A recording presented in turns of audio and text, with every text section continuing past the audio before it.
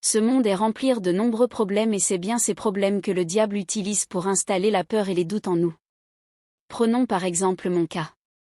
J'ai la foi en la personne de Dieu et Jésus-Christ. Mais j'avais toujours peur. J'avais peur que Dieu n'exauce pas mes prières. En réalité, cette peur, le diable l'avait installée en moi sans que je me rende compte. Ensuite, tellement la douleur psychologique est insupportable. La dépression et les pensées destructives qui nourrissent la chair et qui demandent à en finir avec ce monde a pointé son nez et là avant même que ces pensées destructives s'installent comme la peur, Dieu dans sa miséricorde m'a réveillé de cet sommeil profond que le diable m'avait installé. Comment Dieu m'a-t-il réveillé de cet sommeil profond ? Grâce au Saint-Esprit, j'ai appris à ne plus regarder l'ampleur des problèmes. J'ai appris à ne plus fixer mes pensées sur ces problèmes. Au contraire, j'ai commencé à fixer mes yeux sur la personne de Dieu. En effet, si vraiment je sais que Dieu m'aime éternellement tel que c'est écrit dans Jérémie 31 verset 3, alors je refuserai de nourrir ma chair avec des pensées destructives.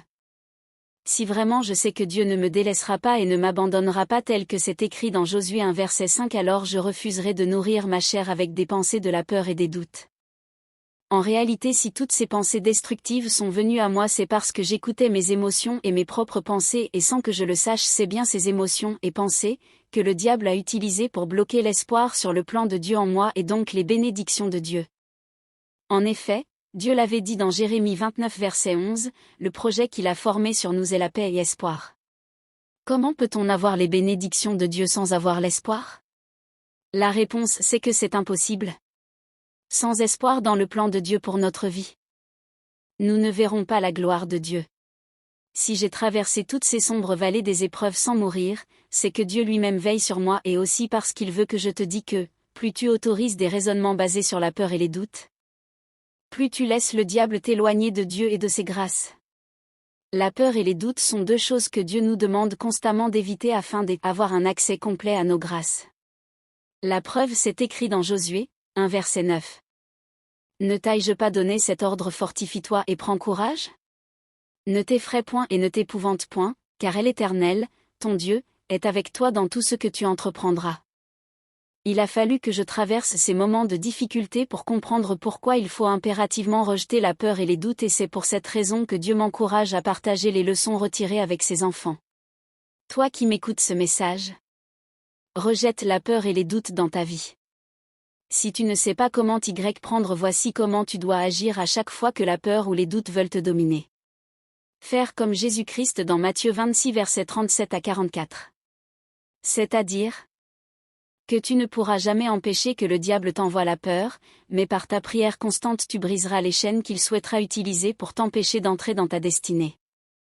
Si Jésus-Christ avait cédé à cette peur qui s'est présentée à lui dans Matthieu 26 verset 37, aujourd'hui toi et moi ne serions pas sauvés.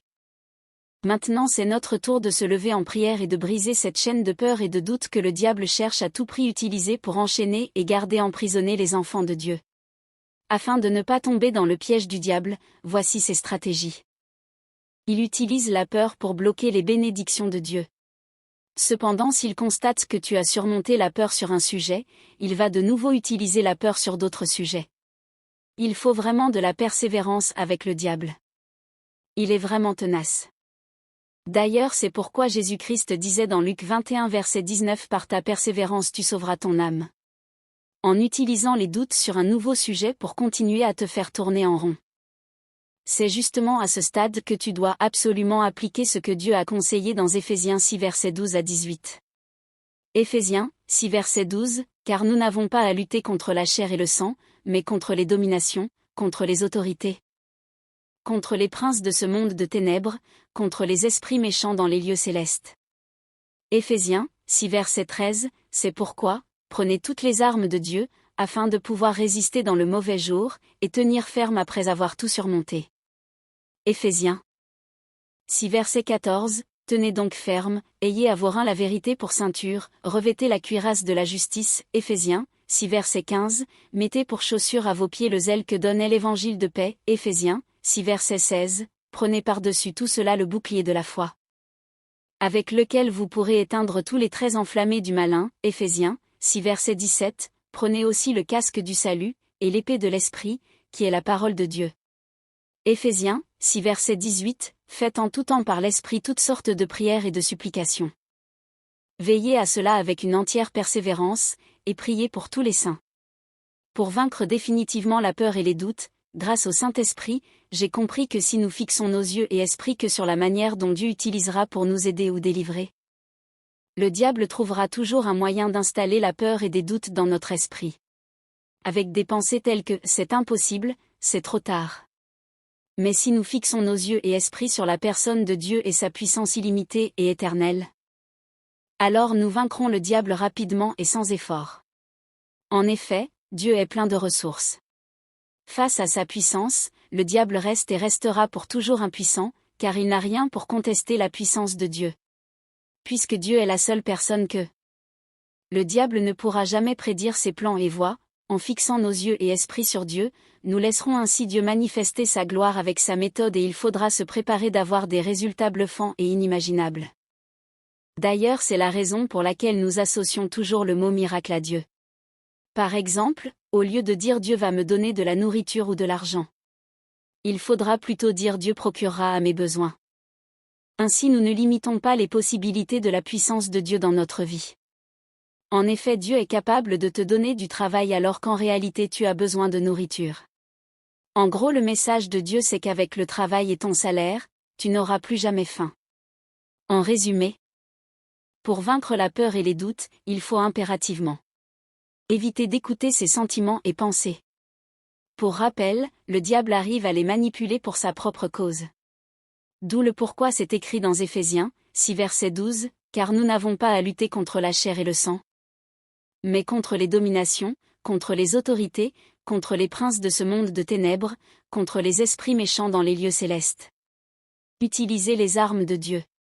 Pour rappel, la peur et les doutes sont des armes du diable. Pour vaincre ces armées, il faudra également utiliser les armes puissance, celles de Dieu comme c'est décrit dans Éphésiens 6 versets 13 à 18. Fixez nos yeux et esprits que sur la personne et la puissance de Dieu. Pour rappel, la personne et la puissance de Dieu sont les seules choses auxquelles le diable ne peut pas s'attaquer. Pour cette raison, laissons Dieu agir sans le limiter avec notre capacité d'homme. Je prie que la grâce immense de notre Seigneur Jésus-Christ, l'amour de Dieu et la confiance du Saint-Esprit descend et repose sur toi et moi et nous aide de toujours refuser la peur, les doutes et toute pensée de ténèbres au nom de Jésus-Christ. Amen.